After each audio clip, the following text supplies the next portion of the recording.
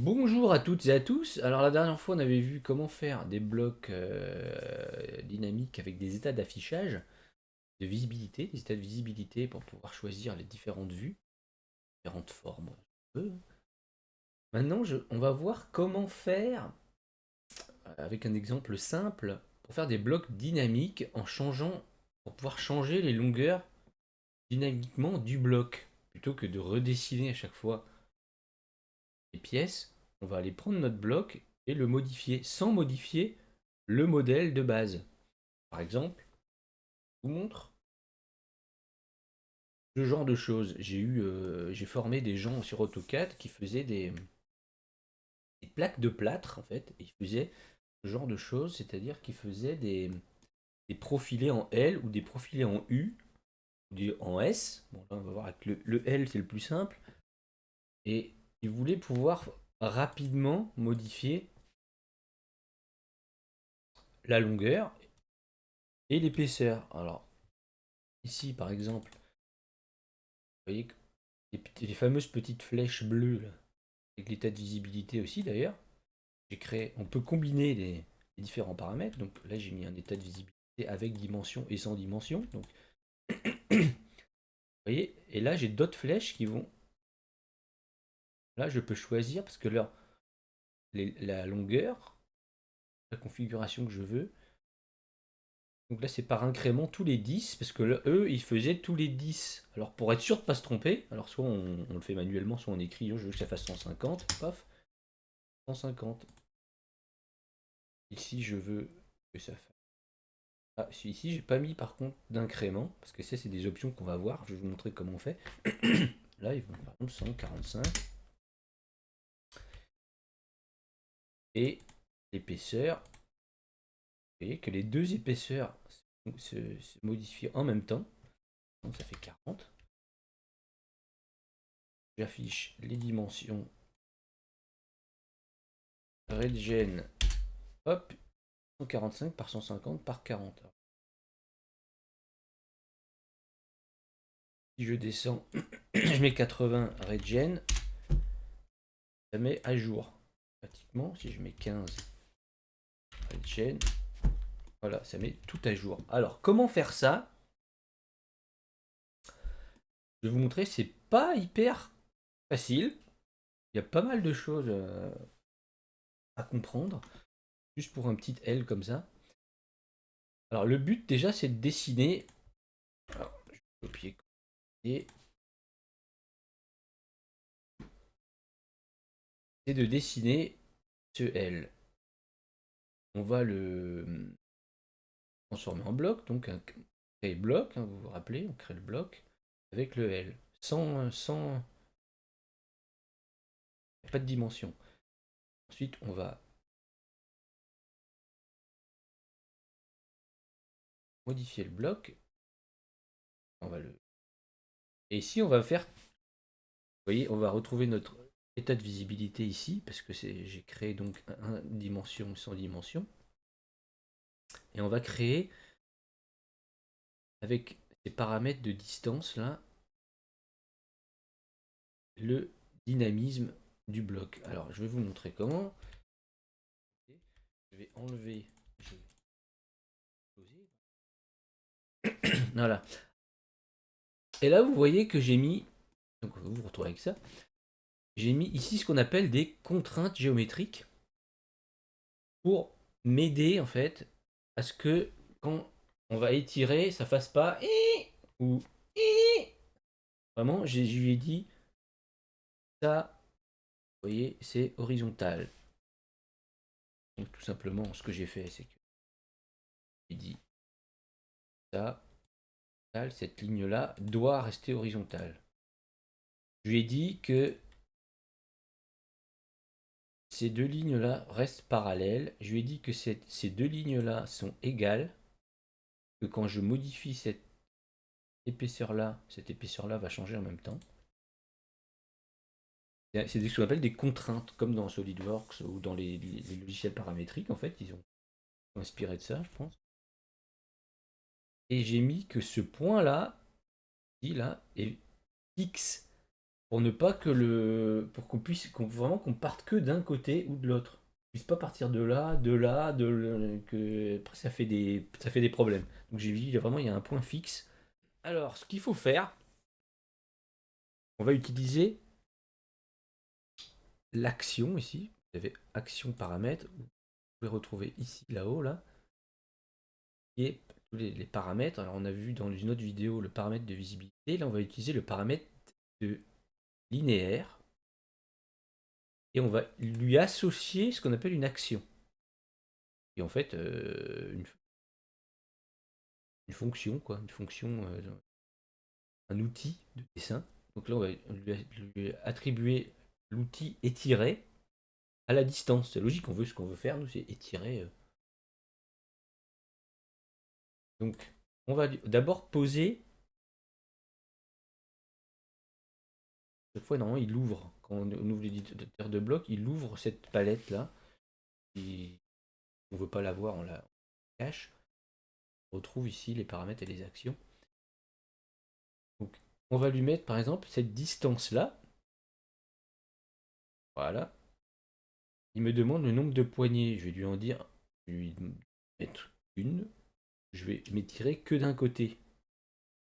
Une, ok. Vous voyez, c'est la poignée bleue qu'on va prendre. Là, il me dit pas d'action associée avec le paramètre.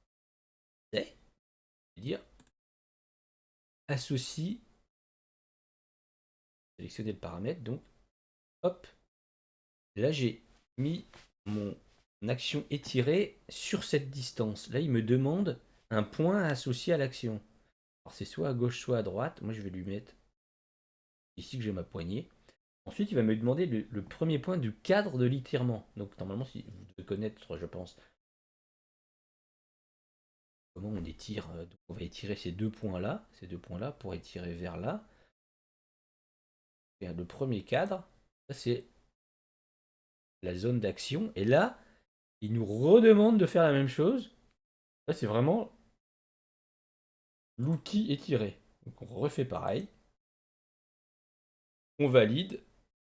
Et là, on voit qu'il y a étiré qui s'est mis ici. Ok. On va refaire pareil pour la hauteur. Distance 2. Nombre de poignées, je vais lui mettre une aussi. Pourquoi elle va automatiquement en haut. Après, si on se trompe, on peut, dans la barre de propriété, on clique sur la distance. Là, on peut lui dire non, je veux deux poignées. Vous voyez, une ou deux. Ah oui, il en a mis une parce que j'ai commencé en bas vers le haut, donc il la met là.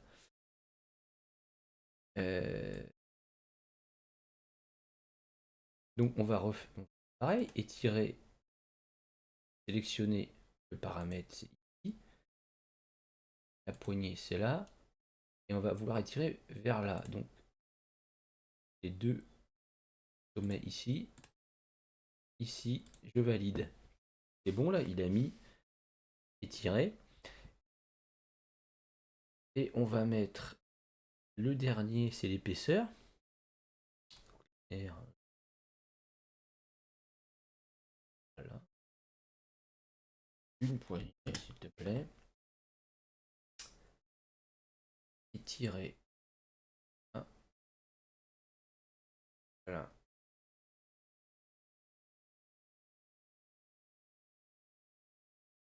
Hop.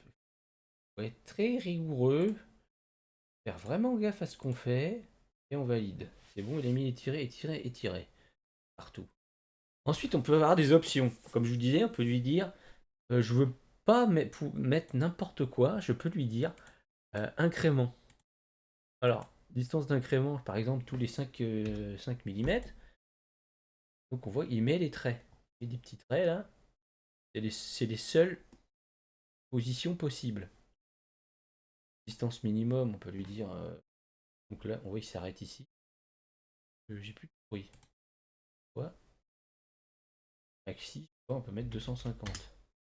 Pour la distance 1, on peut faire autre chose. On peut lui dire un tableau, une liste. Donc on va lui créer une liste ici et lui rajouter plein de... Par exemple, si vous avez en stock que une certaine longueur, vous les mettez toutes là. Comme ça, vous êtes sûr que votre dessinateur il peut pas se tromper.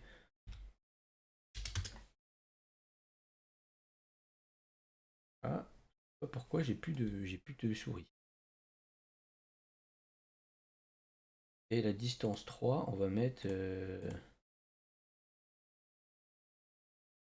Ou on ne peut rien mettre aussi. Si on veut ne rien mettre, aucune, on va pouvoir mettre ce qu'on veut en fait, la distance qu'on veut.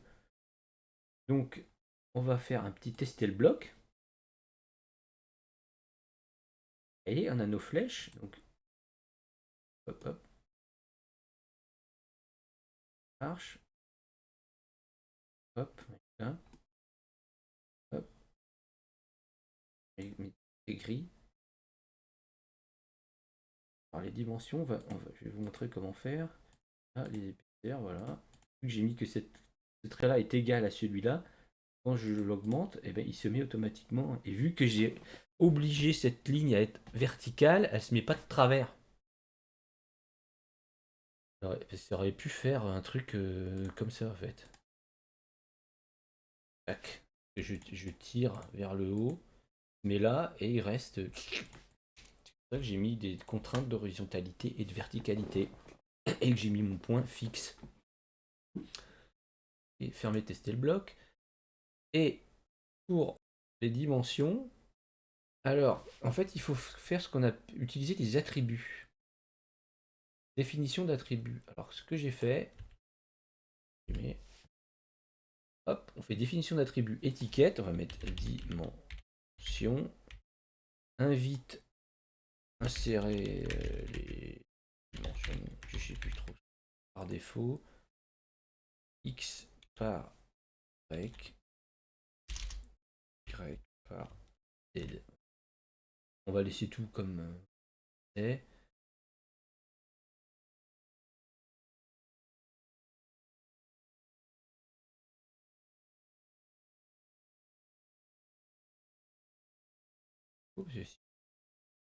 Voilà. Et ensuite, quand on valide, je ferme l'éditeur.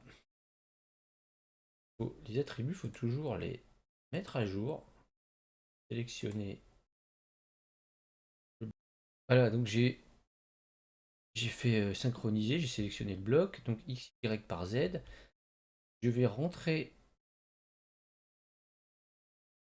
Vous voyez, j'ai double-cliqué sur le texte. Donc il y a écrit insérer les dimensions, machin, avec. Et ici, je vais remplacer mes x, y, z en faisant bouton droit, insérer un champ. Je vais aller dans objet, objet, sélectionner le bloc. Et là, il me retrouve mes trois distances que j'ai mis, les paramètres. Donc je vais dire, ok, distance 1, décimale, architecture, précision courante. Okay. Et modifier le champ là. Précision. Non. Oh. Ah. Y pareil. Endroit insérer un champ. Objet. Hop. Distance 2. Et champ.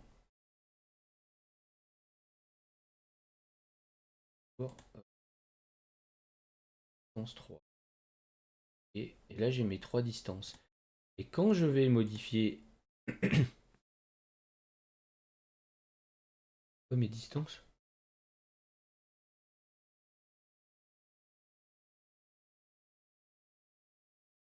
on va les afficher. Elles sont affichées. Et de là, afficher.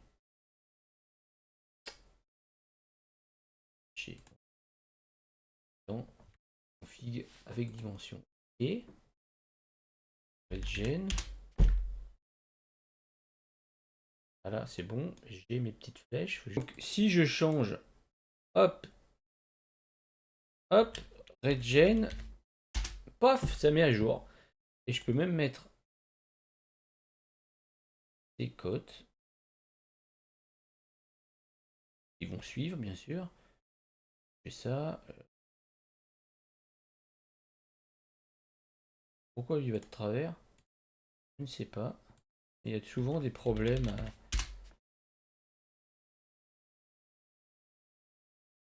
Je sais pas pourquoi il va de travers. Mais bon, vous voyez que ça suit.